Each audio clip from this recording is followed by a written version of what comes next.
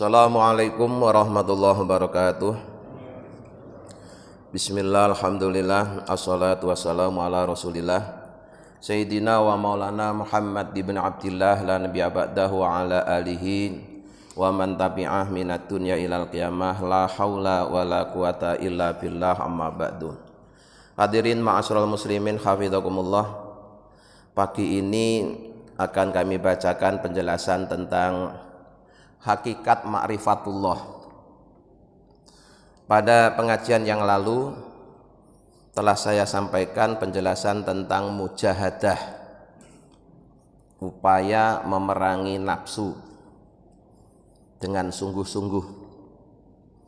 Ketika kita memiliki keinginan baik yang terkait dengan urusan dunia maupun urusan akhirat, maka upaya yang harus kita lakukan untuk meraih keinginan tersebut adalah harus dengan sungguh-sungguh. Kalau tidak sungguh-sungguh, umumnya tidak akan berhasil. Apalagi jika keinginan yang kita ingin raih itu adalah ma'rifatullah, maka usahanya harus lebih sungguh-sungguh. Yang demikian ini sebagaimana dikatakan dalam syairnya kitab Kifayatul Atqiya, wa kadzaka ma'rifatun tukhassu aliyatun fi ghalibin min ghairiha lan tahsula. Wa kadzaka, dan begitu juga ma'rifatun, ma'rifat mengenal Allah, tukhassu yang dikhususkan, aliyatun yang tinggi kedudukannya, fi ghalibin pada umumnya, min ghairiha dengan tanpa mujahadah, itu lantah sula tidak akan berhasil. Jadi kalau keinginan dunia saja seseorang harus melakukan mujahadah, keinginan akhirat seseorang juga harus melakukan mujahadah. Terlebih ketika orang itu ingin mengenal Allah, maka dia juga harus mujahadah. Itu umumnya begitu. Ya, umumnya begitu, walaupun nanti ada yang tidak umum. Ya, walaupun ada yang tidak umum, tapi umumnya seperti itu. Penjelasannya bagaimana? Yakni artinya anal ma'rifata, sesungguhnya mengenal Allah, al hakikiyata yang sejati, yang sebenarnya, al mahsusota yang dikhususkan, al aliyata yang tinggi kedudukannya, itu latah sulu tidak akan berhasil fil ghalibi pada umumnya, min ghairi hadhil mujahadati, bila tanpa disertai mujahadah. Jadi kalau urusan dunia saja mujahadah, urusan akhirat mujahadah, nah keinginan mengenal Allah yang sejati juga harus melakukan mujahadah dengan sungguh-sungguh. Itu umumnya begitu. Ya. Amma husuluha, adapun berhasilnya ma'rifatullah, min ghairiha dengan tanpa mujahadah, fahuwa yumkinu, maka yang dimana itu juga mungkin. Ya. Umumnya memang harus melakukan mujahadah, tapi ada juga orang yang berhasil ma'rifatullah tanpa melalui mujahadah. Makanya orang jadi walinya Allah itu ada dua macam. Ya. Umumnya dia melakukan mujahadah, kemudian lulus, Allah angkat jadi walinya. Tapi ada juga yang dari awal memang Allah siapkan sebagai salah satu walinya.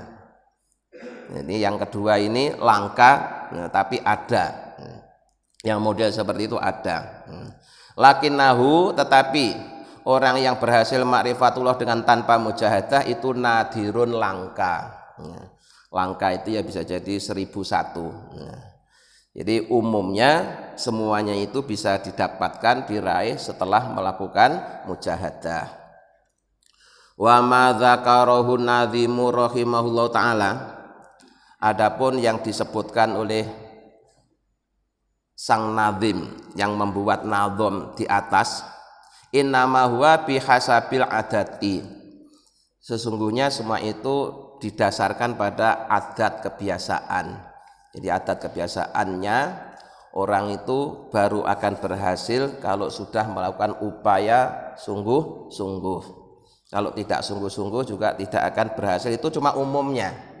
Tapi Allah bisa saja bikin orang ya, tanpa melakukan upaya sungguh-sungguh dia berhasil. Ada orang yang nggak begitu usaha tapi jadi kurang kaya, ada juga. Ada yang sudah segala upaya dilakukan tetap aja miskin juga ada. Ya. Tapi umumnya itu orang itu berhasil setelah melakukan mujahadah. Maka kemarin saya sampaikan ketika kita membaca biografi orang-orang yang telah berhasil, itu jangan dilihat akhirnya, tapi lihatlah upaya dia meraih keberhasilan sejak awal. Ya. Dan umumnya anak-anak yang berhasil itu dapat barokah dari ibunya. Ya. Saya banyak baca kisah orang-orang yang berhasil baik jadi ulama besar maupun pemimpin besar. Itu rata-rata yang hebat itu ibunya. Riyadhah ibunya itu yang luar biasa. Ya. Sampai ada yang diberi kekuasaan memimpin negara 32 tahun itu ya barokah riyadhah ibunya. Ya. Sejak mengandung, sejak hamil itu sudah melakukan riyadhah. Maka dikabulkan oleh Allah sehingga apa yang diceritakan berhasil. Dan itu tidak hanya terjadi pada satu orang, banyak orang, ya. Maka doa ibu itu luar biasa buat keberhasilan anaknya. Rata-rata anak yang sukses itu dapat barokah doa dari ibunya. Karena wanita hamil ya, keutamaan wanita hamil itu, kalau dia orang yang beriman, itu siangnya dapat pahala seperti pahalanya orang puasa, walaupun dia tidak puasa. Malamnya dapat keutamaan seperti keutamanya orang tahajud. Ya. Wanita hamil yang beriman itu seperti itu. Walaupun dia malamnya tidur, siangnya ya makan biasa. Tapi barokahnya hamil itu ya, siangnya dapat pahala seperti orang puasa, malamnya seperti orang tahajud. Maka salah satu orang yang doanya mustajab itu seorang ibu yang anaknya banyak. Itu yang jarang diketahui orang ya. Jadi salah satu orang yang doanya sama dengan waliullah ya, bahkan bisa melebihi, itu seorang ibu yang beriman yang anaknya banyak. Kenapa? Karena dengan anaknya banyak dia riyadhahnya juga lama. Kalau satu anak aja ya dia siangnya puasa malam tahajud itu udah 9 bulan lebih. Itu baru waktu hamil, belum lagi nanti waktu melahirkan, waktu menyusui. Kemudian kalau anaknya 10, sudah berapa tahun dia melakukan riyadhah itu.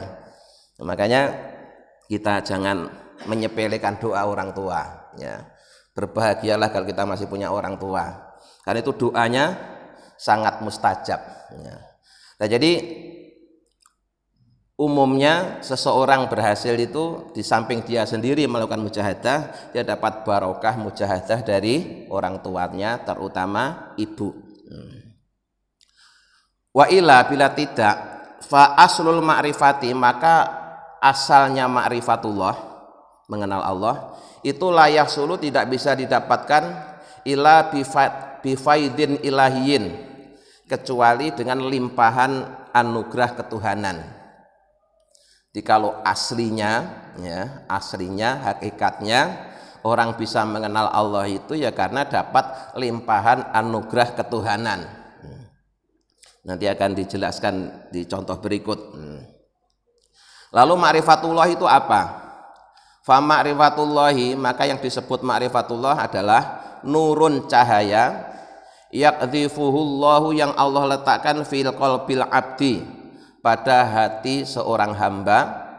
Fayaro, kemudian si hamba tadi melihat bidzalikan nur, dengan menggunakan nur tadi, melihat asrara mulkihi, rahasia-rahasia kekuasaan Allah, wa yusahidu, dan menyaksikan ghaiba malakutihi, kerajaan Allah atau gaibnya kerajaan Allah, wa yulahidu, dan dia melirik sifati jabarutihi, sifat-sifat maha kuasanya Allah. Jadi ma'rifatullah itu cahaya yang Allah letakkan ke dalam hati seorang hamba ya, di cahaya yang Allah letakkan pada hati seorang hamba.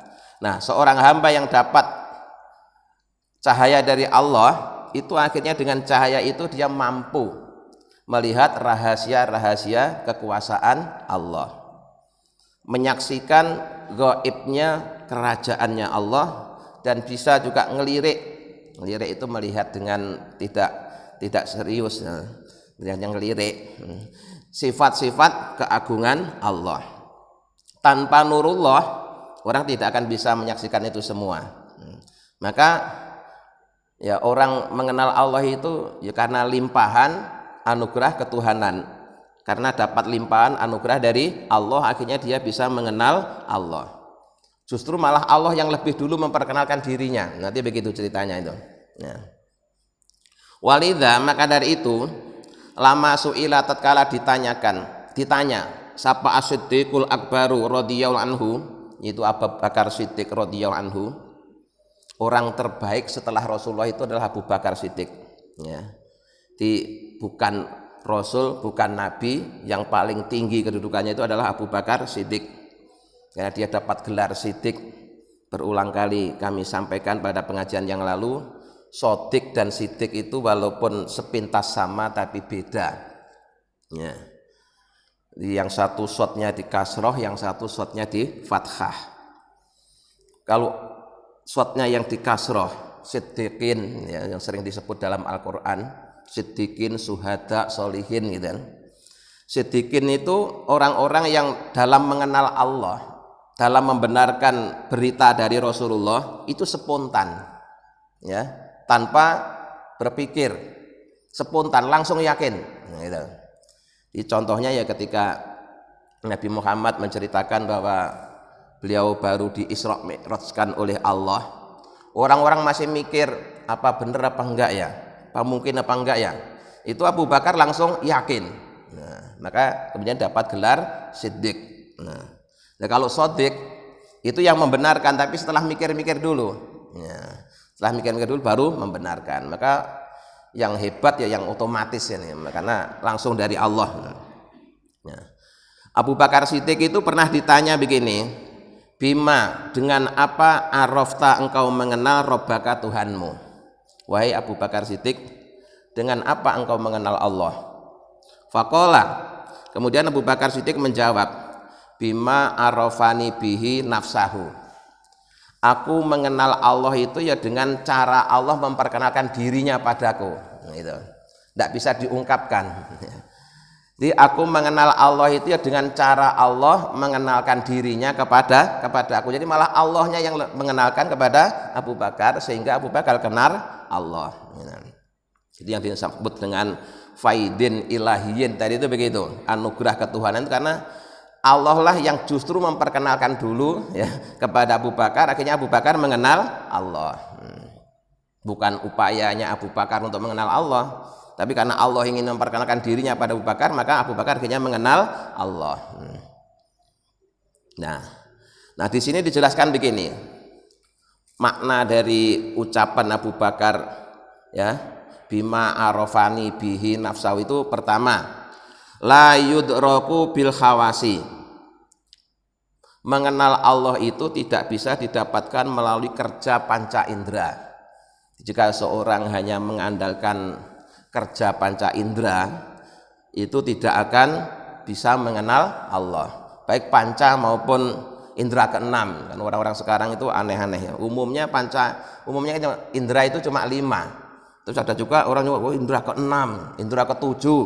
Nah, itu sebenarnya ya cuma karangan orang-orang aja. Kalau umumnya indera itu ada 5, sehingga disebut panca indera. Panca itu kan 5, indera itu ya indera. Sekarang kalau ada wah itu pakai indera ke-6, nanti ada lagi indera ke-7. Tidak. Jadi mengenal Allah tidak bisa mengandalkan hanya dengan menggunakan panca indera. Kenapa? Orang-orang kafir itu panca inderanya lengkap. Ya, orang kafir itu panca inderanya lengkap. Tapi kenapa mereka nggak kenal Allah? Nah, itu maksudnya begitu.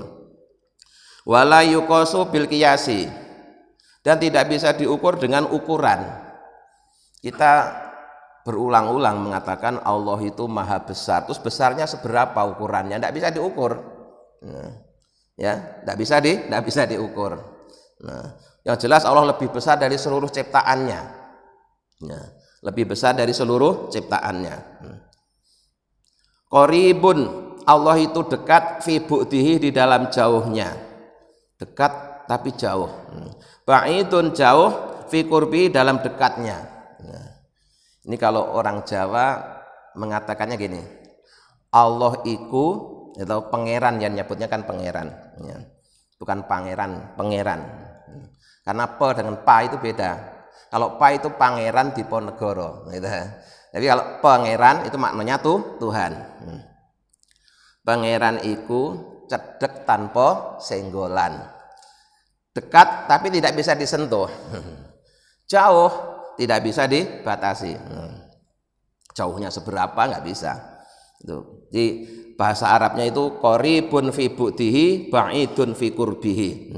Dekat di dalam jauhnya, jauh di dalam dekatnya. Fauqa kulli syai'in, Allah itu di atas segala sesuatu.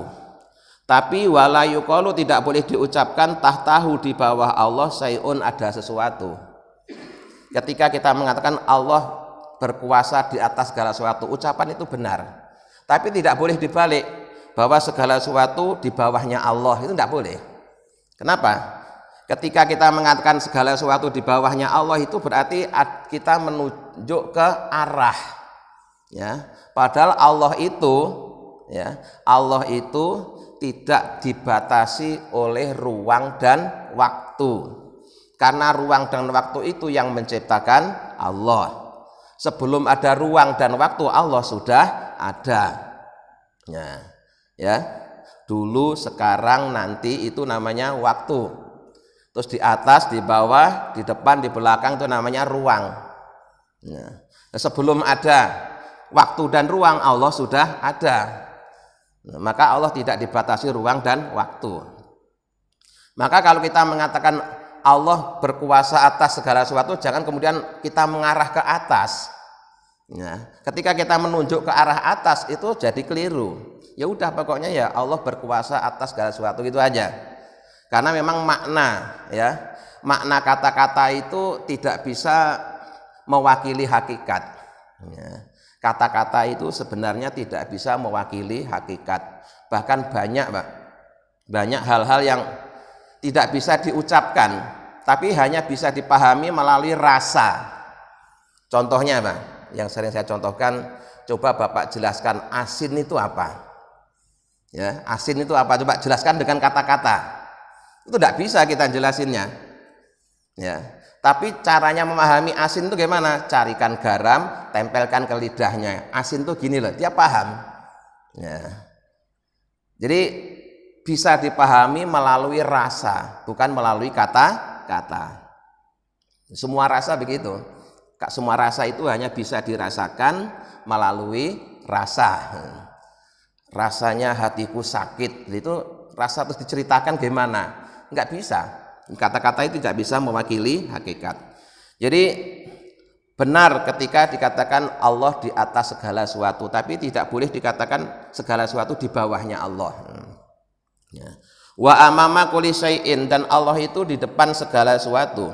Wala yuqalu, tetapi tidak boleh dikatakan amamahu, di depan Allah syai'un, ada sesuatu. Termasuk kalau kita sholat, itu kan bahasa yang kita gunakan sedang menghadap Allah, kan begitu kan ya. Si fulan sholat, itu bisa diungkapkan dengan kata-kata si fulan sedang menghadap Allah. Tapi jangan kemudian dimaknai bahwa kalau kita sholat ngadep ke barat, terus Allah ada di sebelah baratnya gitu. Ya tidak. Ya, tidak seperti itu. Sebelum ada barat timur itu Allah sudah ada. Ya. Makanya kalau ada orang mengatakan Allah itu ada di atas langit sana loh. Langit itu loh yang bikin Allah. Atasnya langit yang bikin juga Allah. Nah itu sebelum dibikin Allah, terus Allah ada di mana? Ya. Kalau Allah dikatakan di atas, sebelum Allah bikin atas, Allah ada di mana? Bingung kan? Makanya kita dari dulu waktu ngaji ilmu tauhid, Allah itu qiyamuhu binafsihi. Allah berdiri pada dirinya sendiri, tidak berdiri pada makhluknya, tidak berdiri pada satu tempat. Karena tempat itu yang bikin Allah. Nah kalau Allah menempati tempat, ya, berarti tempatnya lebih gede daripada Allah. Nah padahal kita setiap sholat itu Allahu Akbar, Allah Maha Besar. Berarti tidak ada yang lebih besar daripada Allah. Karena umumnya tempat itu kan pasti lebih besar daripada yang menempati. Ya, yang lebih gede daripada gajah itu apa? Ya rumahnya gajah. Nah, itu kan. Nah, makanya kalau kita mengatakan Allahu Akbar, Allah Maha Besar, ya udah. Allah itu paling besar gitu aja. Besarnya seberapa? Wallahu a'lam. Ya. Terus jangan membayangkan Allah duduk di kursinya. Berarti kursinya lebih gede daripada Allah. Kursi memang ada, tapi jangan dibayangkan seperti kursinya makhluk. Di mukhalafatu lil hawadisi, Allah berbeda dengan seluruh ciptaannya. Qiyamuhu binafsihi, Allah berdiri pada dirinya sendiri, dalam arti Allah tidak butuh tempat. Walaupun kita sering mengatakan Allah di atas segala-galanya, bukan berarti kita nunjuk ke arah atas. Berikutnya, wa huwa ala kulli syai'in qadir, dan dia Allah itu berkuasa atas segala sesuatu, maha kuasa atas segala sesuatu. Laisa kamislihi syai'un, itu bahasa Arabnya, bahasa Qur'annya itu ya. Jadi kalimat mukhalafatul hawadisi itu merupakan kata lain laisa kamislihi syai'un atau walam yakul lahu kufuwan ahad. Ya. Dia Allah berkuasa atas segala sesuatu. Laisa kamislihi syai'un, tidak ada yang menyerupai Allah dalam segala hal. Dalam segala hal. Wala yuqalu, dan tidak boleh dikatakan kasyai'in fi syai'in. Allah itu sesuatu yang ada pada sesuatu juga nggak boleh. Sesuatu yang nempel pada sesuatu juga nggak boleh. Ya. Allah itu berdiri pada dirinya sendiri, tidak menempel pada sesuatu. Makanya nanti ketika seseorang mentakwil kalimat Ar-Rahmanu 'alal arsis tawa, Allah bersemayam di atas arsy, maka kata-kata bersemayam itu dimaknai menguasai, ya, bukan nongkrong, itu enggak, bisa menguasai gitu aja lah. Karena kalau nongkrong berarti ya kayak orang duduk di kursi terus nanti jadi berarti Allah perlu tempat, Allah berada pada sesuatu. Nah itu sudah keliru yang seperti itu. Fa subhana man huwa hakadha wa laisa hakadha. Maha suci Allah dari semua apa yang dikatakan oleh orang-orang, dan Allah tidak seperti itu. Wa laisa hakadha ghairuhu, dan tidak seperti demikian selain Allah. Waja'a, dan ada satu keterangan fil khobari dalam sebuah hadis, anna Allah, sungguhnya Allah khalaqa telah menciptakan al khalqa makhluk fi dzulmatin dalam kegelapan. Sumarrosa, kemudian Allah memercikkan alaihim kepada makhluknya tadi min nurihi, sebagian dari cahayanya. Faman asobahu, maka barang siapa yang kena percikan min dalika, dari percikan cahaya tadi, ihtada, maka dia dapat hidayah. Waman akhto'a, dan barang siapa yang waman akhto'ahu, dan barang siapa yang tidak mendapatkan percikan dari cahaya Allah, dola, maka dia akan tersesat. Ini ada hadis yang menjelaskan bahwa Allah pada mulanya menciptakan makhluk dalam kegelapan. Kemudian Allah memercikkan sebagian cahayanya. Sebenarnya kalau cahaya itu istilahnya bukan percikan. Kalau percikan itu konotasinya kan air. Ya. Kalau cahaya itu apa? Menyorotkan. Ya. Menyorotkan sebagian cahayanya kepada makhluknya tadi. Nah yang kena sorotan itu, ya, kena sorotan cahaya itu, dia akan dapat hidayah dalam bentuk beriman. Ya, kalau kita ini walaupun sedikit, karena kita kenyataannya beriman, berarti termasuk kita yang dapat percikan cahaya Allah. Ya, kita ini ya, kita keluarga kita yang sudah beriman kepada Allah, itu walaupun sedikit berarti membuktikan kita termasuk hamba Allah yang dapat percikan cahayanya. Nah mereka yang kafir itu berarti yang tidak dapat percikan cahaya. Walaupun mereka berada di dekatnya orang-orang yang dapat percikan cahaya, tapi kalau dia sendiri nggak dapat percikan cahaya, dia tidak dapat hidayah. Maka dalam sejarah terbukti ya, keluarga Rasul, keluarga Nabi, tapi sampai mati tidak beriman. Ya, keluarga Rasul, keluarga Nabi, tapi sampai mati enggak beriman. Berarti kan padahal dia di samping Rasul, di samping Nabi, kenapa enggak dapat beriman? Ya karena enggak dapat percikan tadi itu. Ini menandakan bahwa orang mengenal Allah itu karena limpahan anugerah dari Allah. Allah. Maksudnya begitu. Ya. Nah, kan dalam sejarah itu ada yang suaminya Rasul, istrinya kafir. Ya, ada kan? Istrinya Nabi Lut, istrinya Nabi Nuh. Nah, kan ya itu sebagian istrinya, bukan hanya satu karena istrinya. Ya. Kemudian yang suaminya kafir tapi istrinya mukmin juga ada. Siapa? Istrinya Raja Fir'aun. Nah, Raja Fir'aun itu mukmin, iman kepada Allah dan juga kepada Nabi Musa. Dan ada lagi yang bapaknya Nabi, anaknya kafir. Ada anaknya Nabi Lut, Kan'an. Atau sebaliknya, ya. Anaknya Nabi, bapaknya kafir juga ada. Itu untuk menunjukkan bahwa hidayah itu miliknya Allah. Gitu ya. Bukan miliknya Nabi, bukan miliknya Rasul. Maka orang beriman, orang dapat hidayah itu karena dia dapat limpahan dari Allah, bukan dari kiai, bukan dari guru. Maka kemudian setiap mengakhiri sebuah pengajian, orang selalu mengatakan wabillahi taufik wal hidayah. Ini cuma kadang-kadang juga sering mengucapkan tapi tidak paham apa maksudnya kalimat itu. Ya. Di kalimat wabillahi taufik wal hidayah itu maknanya adalah bahwa seseorang dapat taufik dan hidayah itu karena dari Allah, bukan dari penceramah, bukan dari ustadz, bukan dari kiai. Bahkan bukan dari Rasul, tapi dari Allah. Taufik dan hidayah itu tetap miliknya Allah. Innal huda hudallah. Nah, jadi kita bersyukur, Pak. Kita dapat percikan hidayah, percikan nur tadi, walaupun sedikit, tapi kenyataannya kita termasuk yang dapat itu ya, pancaran sinar ketuhanan, ya, pancaran sinar ketuhanan sehingga kita menjadi orang yang beriman. Nah, mereka yang sampai saat ini masih kafir, itu ya termasuk orang-orang yang tidak dapat pancaran sinar keimanan. Nah, bisa saja nanti hari ini nggak dapat tapi suatu saat dapat ya. Mungkin saat ini masih terhalang, suatu saat akan terbuka, itu bisa saja, Allah Maha Kuasa. Nah, itu semua adalah merupakan anugerah dari Allah. Di mengenal Allah karena Allah yang memperkenalkan diri kepadanya. Sekarang untuk Sayyidina Ali. Nah, ini juga termasuk hebat. Wakilah dan ditanyakan li Ali bin Abi Thalib kepada Sayyidina Ali bin Abi Thalib radhiyallahu anhu wa karrama wajhahu. Semoga Allah meridhoinya dan selalu memuliakan Sayyidina Ali. Sayyidina Ali ditanya begini, hal araftallaha bi Muhammadin sallallahu alaihi wasallam au arafta Muhammadan billahi ta'ala. Ini pertanyaannya sulit ini. Hal arafta, wahai Sayyidina Ali, apakah engkau mengenal Allah bi Muhammadin sebab Nabi Muhammad sallallahu alaihi wasallam? Au arafta, atau engkau mengenal Muhammad dan Nabi Muhammad billahi sebab Allah Ta'ala? Jawabannya Sayyidina Ali gimana? Lau araftullaha, seandainya aku mengenal Allah bi Muhammadin sebab Nabi Muhammad sallallahu alaihi wasallam, ma'abadtuhu, niscaya aku tidak akan menyembah Allah.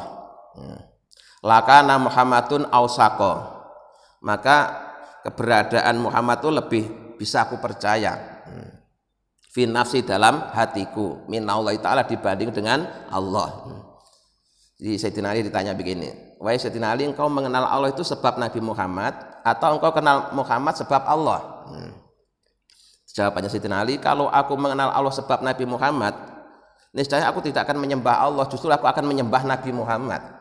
Karena Nabi Muhammad lebih kuat dalam hatiku. Walau araftu Muhammad, dan seandainya aku mengenal Nabi Muhammad billahi sebab Allah, lamah tajtu, niscaya aku tidak membutuhkan ila Rasulullah, kepada Rasulullah. Seandainya aku mengenal Nabi Muhammad sebab Allah, maka aku tidak butuh Rasulullah. Terus gimana? Walakinnallaha arrafani nafsi, tetapi yang terjadi pada diriku, kata Sayyidina Ali, adalah Allah memperkenalkan dirinya kepadaku. Mirip-mirip dengan Abu Bakar tadi itu, ya, tanpa melalui perantara.